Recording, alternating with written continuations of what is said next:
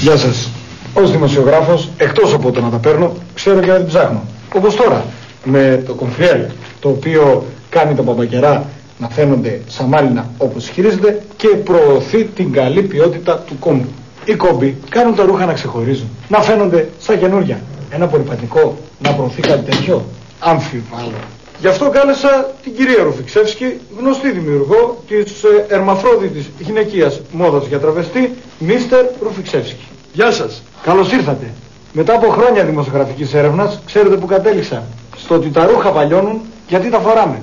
Σωστά? Αν και έμεινα έκπληκτος με την διαπίστωσή σας, έχω να προσθέσω το εξής. Όχι μόνο για αυτό το λόγο, αλλά γιατί τα πλένουμε κιόλας. Κομπάκια βλέπουμε και σε ρούχα πολύ καλής ποιότητας. Είστε άνθρωπος με ευαισθησίες.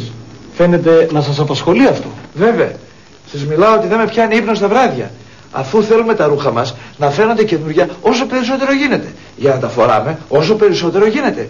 Γι' αυτό μας ενδιαφέρει το Κομφριέλ. Επειδή ασχολούμαι με την έρευνα σαν δημοσιογράφος και κυνηγάω το βραβείο Πούλιτζερ τώρα, πείτε μου πραγματικά, τι παραπάνω έχει το Κομφριέλ? Να σου πω, φιλαράκι, εγώ δεν είμαι ειδικός στα απορριπαντικά. Αλλά είναι η πρώτη φορά που βλέπω ένα απορριπαντικό να βοηθάει τη δημιουργία κόμπων. Ώστε έτσι! Έχετε αποδείξεις? Έχω! Να τις δούμε. Η τεχνική πλήραν τα πάνω ρούχα με ένα άλλο απορριπαντικό και τα κάτω με Κομφριέλ. Δείτε τα!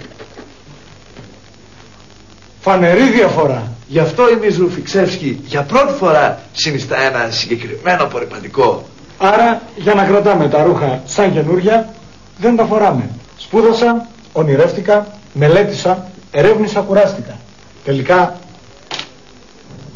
έψακα να βρω την αλήθεια και βρήκα αποδείξεις. Ευχαριστώ.